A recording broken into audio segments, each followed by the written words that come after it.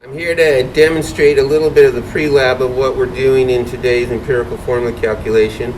I have here a strip of magnesium metal. I'm twisting it side to side, and I already pre-lit the Bunsen burner.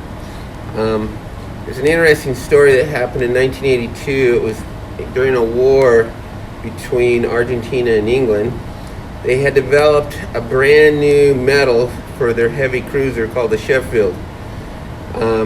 Which they needed to experiment with, so of course they went to war. The Sheffield was made out of an aluminum iron alloy with some magnesium in it to help it keep from rusting. So this piece of magnesium will represent the Sheffield.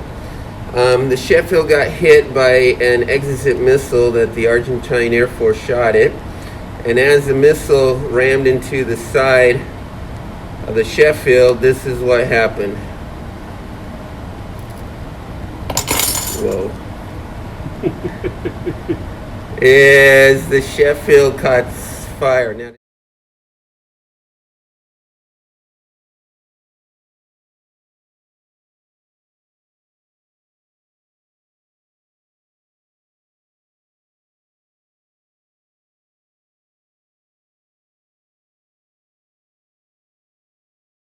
did you notice all of the smoke that came up here today? The Sheffield literally caught fire, and once it started, it was impossible to put out, and it burned all the way to the bottom of the Atlantic Ocean. Now, this residue that we have left over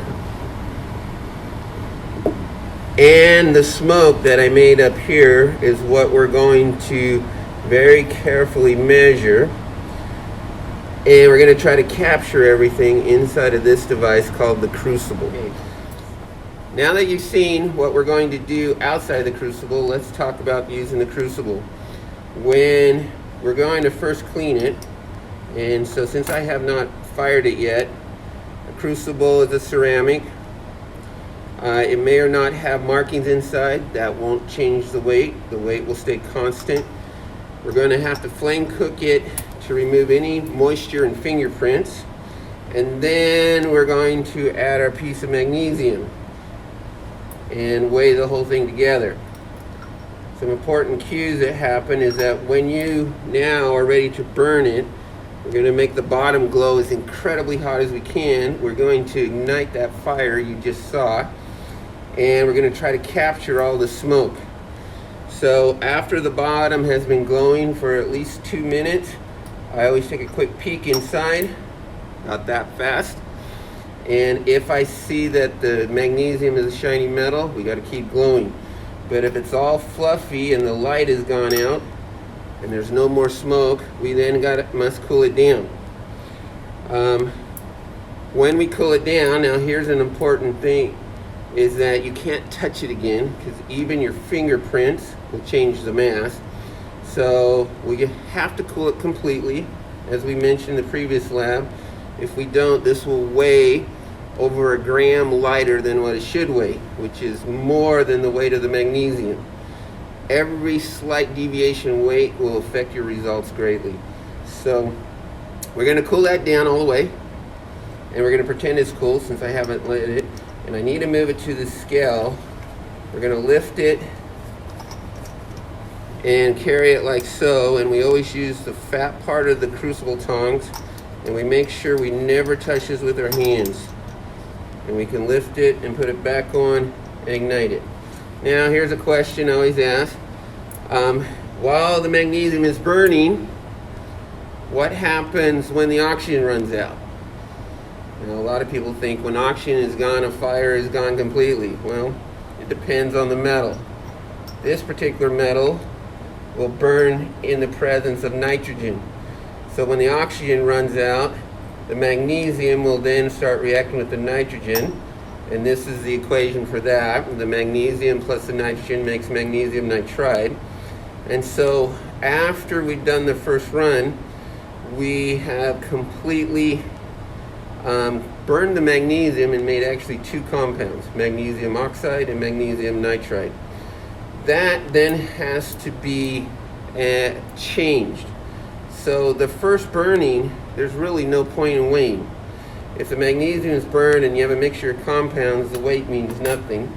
So after cooling completely, we're going to add some ultra pure water. Just squirt some in, just a very small amount, and do a double displacement reaction and change all the magnesium nitride into ammonia gas and magnesium oxide.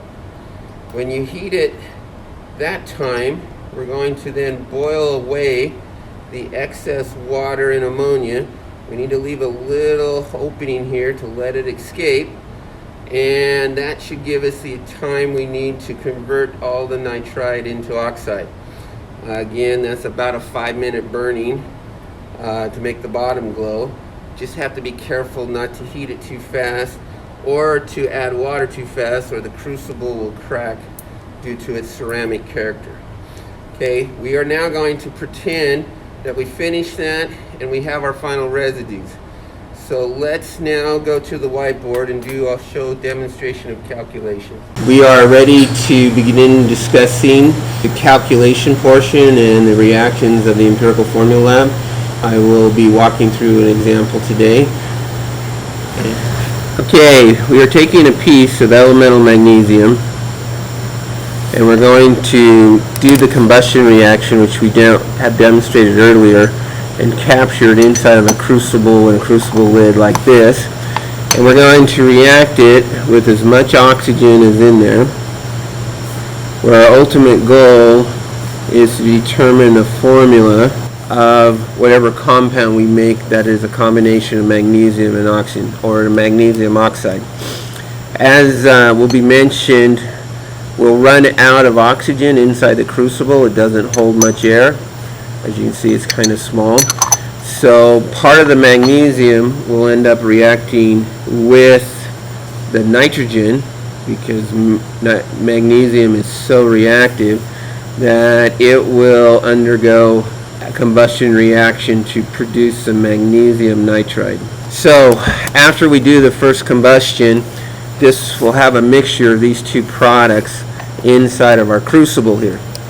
That doesn't help us in any of our calculations, so we are not going to weigh at that stage. We're going to cool it down and we're going to perform a transformation. We're going to have to add some water, and when we add the water to this reaction, we're going to add it in excess so that we can do a double displacement. We can swap the cations with the anions, and the magnesium and the oxygen will combine to make more of our magnesium oxide, whereas the water, the hydrogen, and the nitrogen will combine to make ammonia. Okay. After we mix those, we are then going to heat up this entire mixture by making the bottom of the crucible glow really intense. And what will happen is the ammonia that's formed will turn into a gas. Any excess water will turn into a gas. And ideally, the only thing left, which we're going to now call the residue, should be our magnesium oxide. Okay, so those are the reactions that we're undergoing during this lab. Once we are at this stage, we will do our final weighings twice, just to make sure we have an accurate and a precise magnesium oxide number, and the rest will be left with calculations. So let's do the demonstration of a pretend calculations. Let's say at the beginning that when we weighed out the piece of magnesium, this is a sample, it weighed out 0.222 grams. Then we underwent the series of reactions. We burned it, we cooled it down, we added the water, we boiled off all the residues, and when the residue was over, we weighed 0.353 grams of residue. So with these numbers, we can now perform our calculations for an empirical formula. Okay, the first thing we have to do is calculate how much oxygen. And one of the things that often surprises students is the amount that we weighed with versus the amount we end up with after burning. Actually, the amount is increased. Why has it increased? Well, it's literally because we added the oxygen element to the magnesium. So the mass of oxygen can be calculated by subtracting the difference. So we'll do that over here. We'll subtract the difference and we end up with 0.131 grams of oxygen. Okay.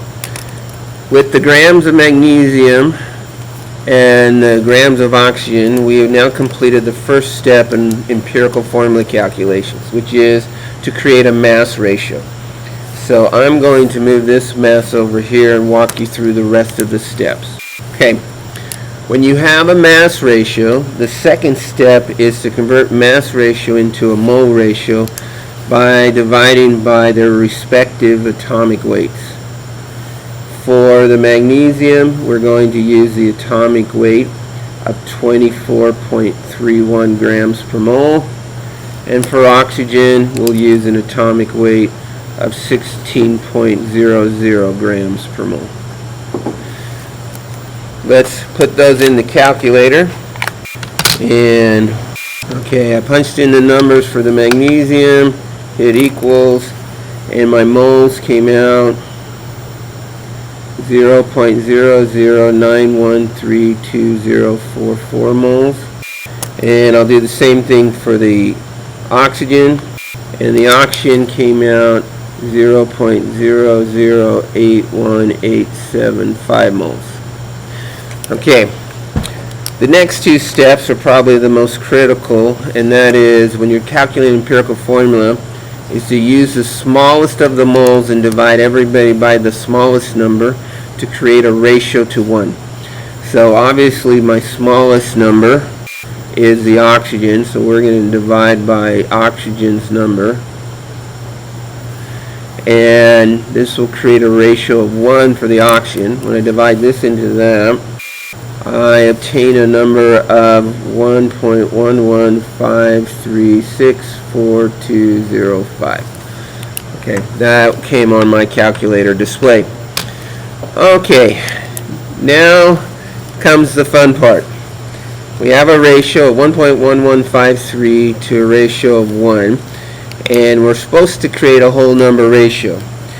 In my sections, we have to do a step which is called find your nearest fractions. The find fraction step is where most students make the error in their empirical formula calculations, and that's because most of the common fractions come out to be either a 1/2 or a 1/4 or a 1/3, although there is a really nice homework problem in our textbook that comes out a 1/7. In lab, because we have infinite time and it's not a quiz or exam, I have students go all the way down to 1/20. Just to let you know, 1/20 is equal to 0.05. So in other words, 5/100ths. If the decimal is smaller than 0.05, we just drop it. But this one was bigger than 0.05, so we need to find the fraction. The second thing I request is that all students show this number so that I can make sure they actually found the correct number, the correct fraction. Now this fraction, if I look at just the first 3 digits, and since I only have 3 significant figures, is 1.11. 1.11 happens to be the fraction 1 1/9. So if I change this fraction to 1 1/9 to 1 ratio, that would then give me the fractions I need to know so I can create whole numbers. To create a whole number, you change fractions by multiplying by the least common denominator to remove all denominators. In this case, we're going to multiply by 9. And we'll end up with a magnesium ratio of 10 to an oxygen ratio of 9. Okay. With that ratio being done, we are now ready to create our empirical formula. we just put those in. Magnesium will be 10 and oxygen will be 9. And that will go on the formula. So the whole number ratio here, the formula is here, and the last calculation this lab asks you to do is the percent magnesium in the compound.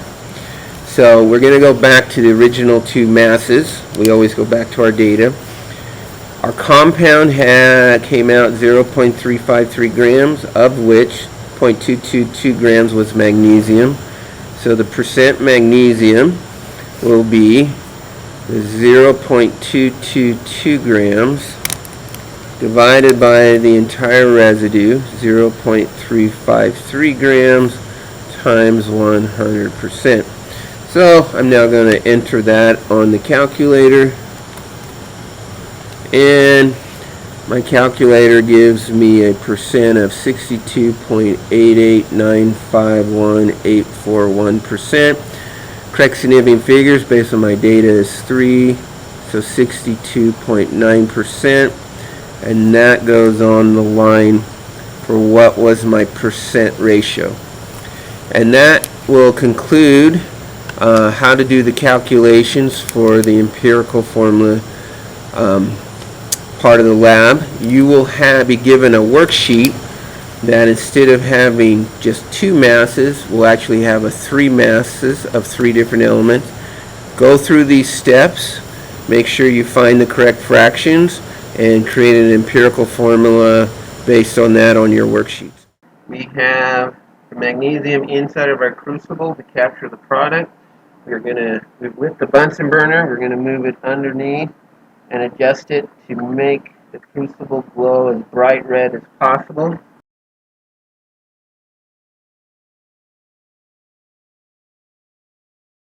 You can see it glowing? Okay.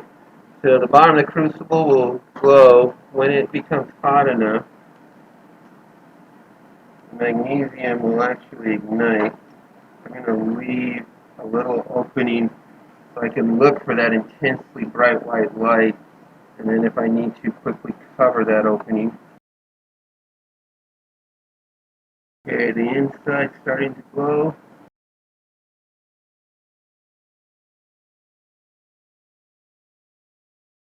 Okay, it looks like it's basically done. I'm going to give it 30 more seconds just to ensure that we have completely burned the magnesium strip and turned it into either the magnesium oxide or the magnesium nitride. Final look. Still some bright light coming out.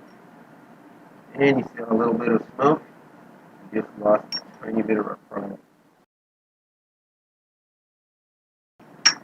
Alright, we're going to turn off the flame. I'm going to pick up this camera. See if I can show you inside. Go ahead.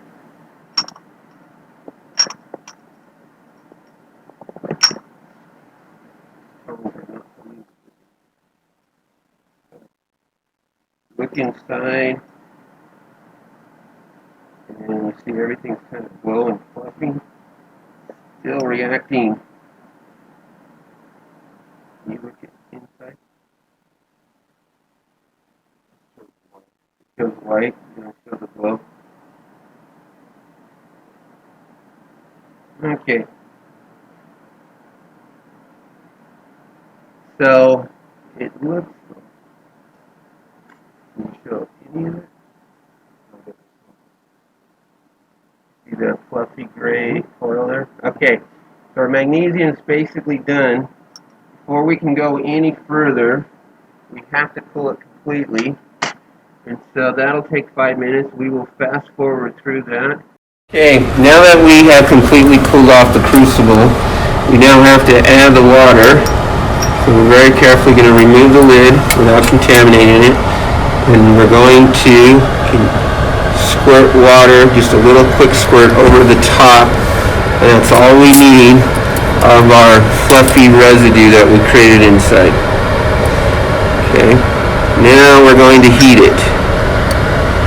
And we're going to leave the crucible slightly ajar. Let's relight the Bunsen burner.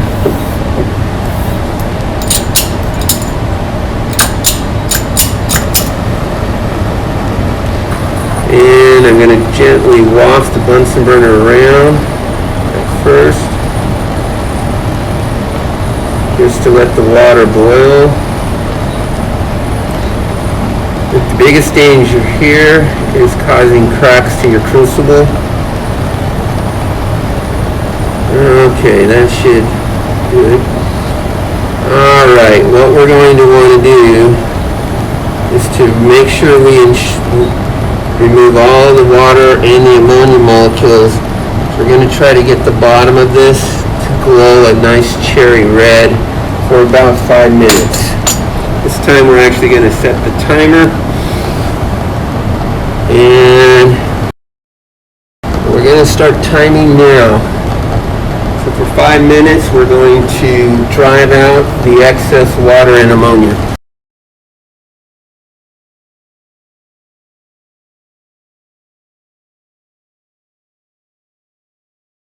Okay, we have now cooled off the crucible for a little over 5 minutes of continual airflow. We have to very carefully weigh it without touching anything.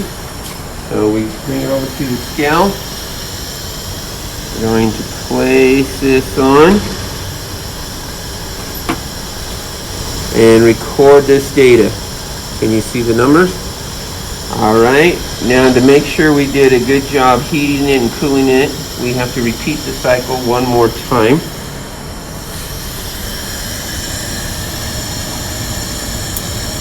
So what we're going to do, we'll heat it one more time. This time we'll make it glow.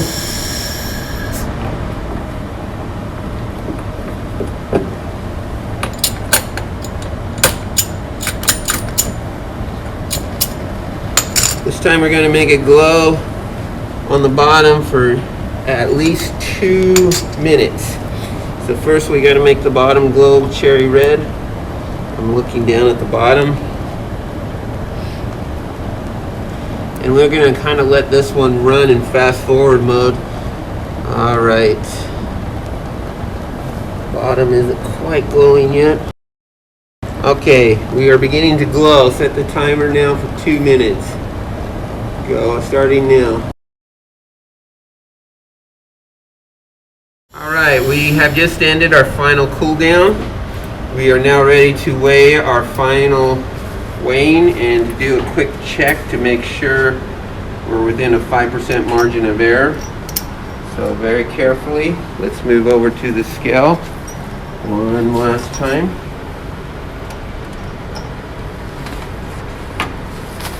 Wait for those numbers to stop moving. Record this data. Does it look very similar to the previous recording? And it's close enough. We have now collected all the data. What is left is for you to perform the calculations as demonstrated in the pre-lab.